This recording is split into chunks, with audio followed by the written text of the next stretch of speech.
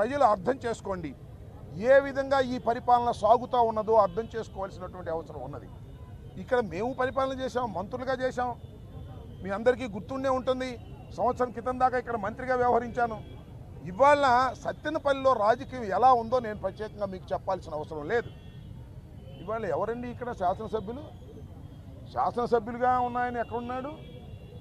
ఒక ఆయన డిఫాక్టో శాసనసభ్యుడు వచ్చాడు. ఒక ఆయన రాజ్యాంగేతర శక్తి, ఆయన కాంట్రాక్టరు డిఎన్ఆర్ అంట. ఆయన దగ్గరికి వెళ్ళి చేతులు కట్టు నుంచోవాల్సి వస్తుంది.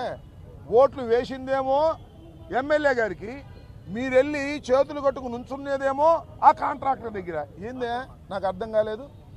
ఓట్లు వేసిన వాళ్ళకి సిగ్గు లేదా అని అడుగుతా ఉన్నా. ఆ ఎమ్మెల్యే గారికి రాసి ఇచ్చేసాడు కాంట్రాక్ట్ మొత్తాన్ని. ఇవాళ వెళ్ళి అక్కడ కూర్చొని రాజకీయం చేసుకోవాల్సిన పరిస్థితి, చేతులు కట్టుకుని ఆయన దగ్గరికి వెళ్ళాలి. ఆయన ఈ సత్తెనపల్లిలో ఉన్నటువంటి స్థలాలన్నీ ఆక్రమించుకుంటాడు. డిస్ప్యూట్లో ఉన్నాయి, దాన్ని ప్లాట్లు వేస్తాడు, అమ్ముతూ ఉంటాడు.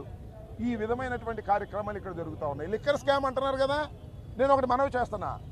ఇవాళ ఈ నియోజకవర్గంలో ఈ హెడ్ క్వార్టర్లో 4 బార్లు ఉన్నాయి. అవునా? 4 బార్లు ఉన్నాయి. అవన్నీ కూడా వైఎస్ఆర్ కాంగ్రెస్ పార్టీలో ఆ బార్లు బిడ్ల వేసి తీసుకున్నారు. ఇవాళ ఓనర్లు ఉన్నారండి ఆ బారుల్లో. 3 దానిలో ఓనర్లు లేరు. డిఎన్ఆర్ గారు ఎవరు చేస్తే వాళ్ళని పెట్టారు, ఓనర్లు తరిమేశారు. ఇంతకన్నా దారుణం ఏం కావాలి?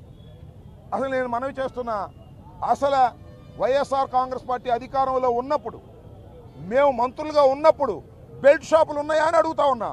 ఎక్కడన్నా బెల్ట్ షాప్ ఉండి పట్టుకుంటే నేను ఫోన్ కూడా చేసేవాడిని కాదు. ఇవాళ ఎక్కడ పెడితే అక్కడ బెల్ట్ షాపులు కదండి. ఏమిటండి ఈ దారుణం? ఈ లిక్కర్ స్కామ్ ఎవరు చేస్తున్నారండి? చంద్రబాబు చేస్తున్నాడు, ఇక్కడ డిఎన్ఆర్ చేస్తున్నాడు, అక్కడ లోకేష్ చేస్తున్నాడు, మంత్రులంతా కూడా చేస్తున్నారు. ఇవాళ లిక్కర్ స్కాములన్నీ కూడా డబ్బులు వసూలు చేసుకునే కార్యక్రమం. జగన్మోహన్ రెడ్డి గారి మీద, వైఎస్ఆర్ కాంగ్రెస్ పార్టీ మీద కేసులు పెట్టి వేధించాలి, లోపలేయాలి. మేము జడుస్తామా? ఎన్ని చూసి వచ్చాం ఇవాళ? ఇన్ని చూసి రాజకీయాల్లోకి వచ్చామని మనవి చేస్తున్నా. దేనికి భయపడే ప్రశ్న లేదు. కాకపోతే మాకు కొద్దిగా బిడియం వేస్తుంది. ఎందుకంటే మంత్రులుగా చేసిన వాళ్ళని వచ్చి పోలీస్ స్టేషన్కి హాజరు కావాలంటేనో, పోలీస్ స్టేషన్ నుంచి బయటకు వచ్చి మీ ముందు హాజరు కావాలంటే కొద్దిగా బిడియం వేస్తుంది. ఆ బిడియం కూడా పోయింది.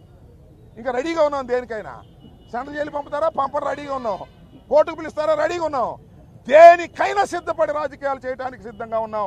ఈ చంద్రబాబు నాయుడు గారి కూటమి ప్రభుత్వం చేస్తున్నటువంటి దౌర్జన్యాలని, అన్యాయాలని ఎదుర్కోవడానికి సిద్ధంగా ఉన్నాం ఈ 4 సంవత్సరాల పాటు కూడా అని మనవి చేస్తున్నా. ఏంటండి అన్యాయం? నాకు అర్థం కాలేదు. పోలీస్ వ్యవస్థ ఉంది ఎందుకండి? మా మీద కేసులు పెట్టడానికా?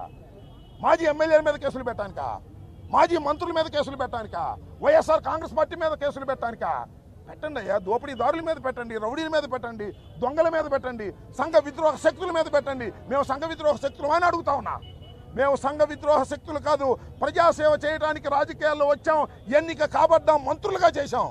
మా మీద కేసులు పెట్టి మమ్మల్ని అణచాలని ప్రయత్నం చేసే లోకేష్కి, చంద్రబాబుకి బుద్ధి చెప్పి తీరుతాం రాబోయే కాలంలో మనవి చేస్తున్నా.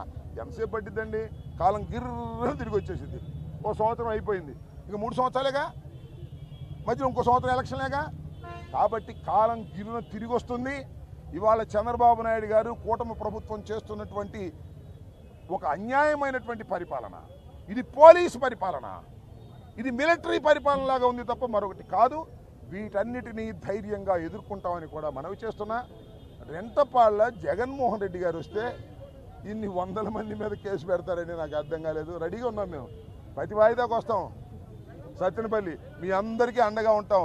103 పెట్టారు, 113 మందిని పెట్టారు, ఇంకా కొంతమందిని కూడా పెడతారు. ఇప్పుడు 7 పెట్టారు, ఇంకా కొంతమందిని పెడతారు. భార్గవ్ దీనిలో ఉన్నాడు, అప్పిరెడ్డి దీనిలో ఉన్నాడు, మేడం గారు దీనిలో ఉన్నారు. అందరూ బోల్డ్ అంతమంది నాయకులందరినీ దీనిలో పెట్టారు.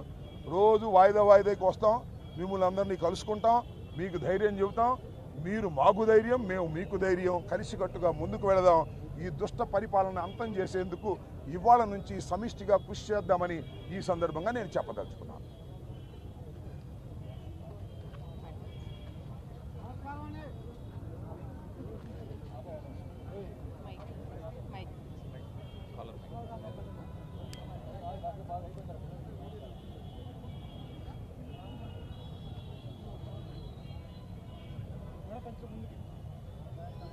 అందరికీ నమస్కారం.